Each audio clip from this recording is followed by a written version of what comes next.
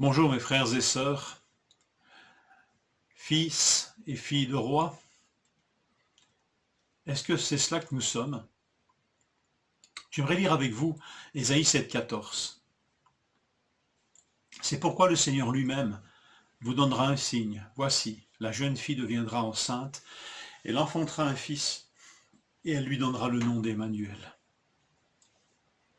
Certainement, la prophétie la plus connue, la plus citée en ces fêtes de Noël. Noël, c'est la nativité, littéralement. C'est lié à la nativité. Et cette prophétie d'Ésaïe est probablement un des textes les plus cités à cette période, puisqu'il nous parle d'une vierge qui enfante un fils au nom merveilleux.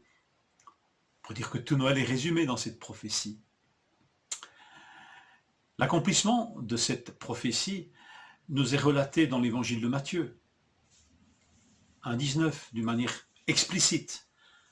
Joseph, son fiancé, qui était un homme juste et qui ne voulait pas l'exposer au déshonneur, se proposa de rompre secrètement avec elle.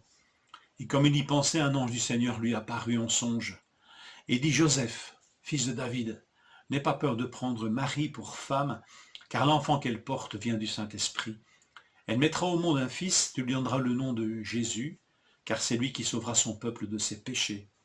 Tout cela arriva afin que s'accomplisse cette parole que le Seigneur avait annoncée par le prophète. La Vierge sera enceinte, elle mettra au monde un fils, et on l'appellera Emmanuel, ce qui signifie Dieu avec nous. Vous avez remarqué que l'accomplissement de cette prophétie met l'accent ou met la lumière sur Joseph. Bien sûr, Marie enfantera, mais l'ange s'adresse à Joseph et lui parle de l'accomplissement de cette prophétie en l'appelant fils de David. Remarquez qu'en Ésaïe 7, cette prophétie est donnée à un autre descendant de David, le roi Akaz. Le roi Akaz, c'est un roi épouvantable. Son bilan est désastreux. C'est un des rois les plus infidèles à l'égard de Dieu. C'est un roi profondément idolâtre, jusqu'à la folie. Il a fait passer ses enfants, ses fils, par le feu, c'est-à-dire qu'il a pratiqué des sacrifices humains, imitant en cela les pratiques les plus abominables de ceux qui l'entouraient. Face à ces revers militaires, politiques, loin de revenir à Dieu, il va s'enfoncer dans l'idolâtrie, adoptant les dieux des nations qui lui étaient supérieures, concluant que si ces nations lui étaient supérieures, c'est que ces dieux, leurs dieux, étaient supérieurs aux siens. C'était un roi malade d'idolâtrie et qui s'est finalement fourvoyé dans des alliances douteuses, et la plus catastrophique de ces alliances est celle qu'il conclut avec l'Assyrie, cette nation dominante qui allait ravager finalement le pays de Juda et qui allait détruire le royaume d'Israël.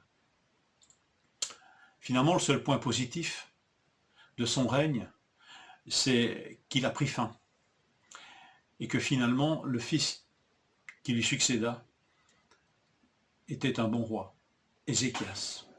Mais bien sûr, cette fidélité d'Ézéchias à Dieu ne doit rien à son père. Ce descendant de David, Akaz, reçoit pourtant ce signe incroyable. La jeune fille sera enceinte, elle enfantera un fils au nom merveilleux, Dieu parmi nous. Dieu parmi nous. Cette signification même du fils n'a aucun sens pour ce roi, qui depuis belle lurette ne se confie plus en Dieu. Ce roi idolâtre a depuis bien longtemps cessé toute relation vivante avec Dieu. Donc ce message de la présence de Dieu parmi le peuple, qui pourra le sauver de ses ennemis, tout ça signifie rien pour ce roi. Cette prophétie va donc rester bien mystérieuse pendant des siècles. Déjà, quand elle est reçue, elle est mystérieuse.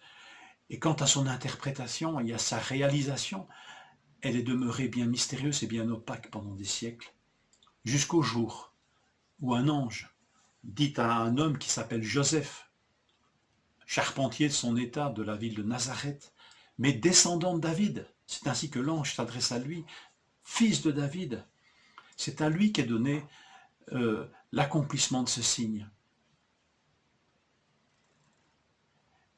Jusqu'à ce nom merveilleux, ce nom non, plutôt étrange. L'ange va lui dire, pourtant, tu l'appelleras Jésus. Alors on pourrait dire, mais là, il y a erreur de transmission. L'ange, tu aurais dû dire à Joseph, il doit s'appeler Emmanuel. Et non, Jésus. Erreur de transmission, sûrement pas. Mais pour que Dieu soit parmi nous, il faut que Dieu nous sauve. Pour que nous recevions le Seigneur, il faut que Dieu nous sauve de notre péché. Et Dieu ne peut nous sauver sans venir parmi nous. Et la parole a été faite chair, et elle a habité parmi nous, pleine de grâce et de vérité. Et nous avons contemplé sa gloire, une gloire comme celle du Fils unique venu du Père. Pour que Dieu sauve, il doit venir parmi nous. Et ça, c'est d'une manière extraordinaire que Dieu le dit à cet homme, ce descendant, ce digne descendant de David, le véritable roi descendant de David, c'est Joseph, et c'est pas Akaz. Cet homme a plus de dignité royale, Joseph, que beaucoup de rois qui ont succédé, qui se sont succédés après David. Quel message, n'est-ce pas? Cet humble représentant de la maison de David est un roi aux yeux de Dieu. Mes frères et mes sœurs, il en est ainsi encore aujourd'hui. Des hommes et des femmes, aussi humbles soient-ils, qui mettent leur confiance en ce Sauveur incroyable, Jésus-Christ, sont élevés à une dignité incroyable. Fils, fille de roi, 1 Pierre va dire ceci, 1 Pierre 2,9, vous êtes au contraire un peuple choisi, vous qui n'étiez rien. Vous êtes des prêtres royaux, une nation sainte, un peuple racheté, afin que vous proclamiez les louanges de celui qui vous a appelé des ténèbres à sa merveilleuse lumière. Des descendants de David, comme Joseph, humble d'origine, mais élevé à la dignité royale par un sauveur royal. Que le Seigneur vous bénisse en cette journée.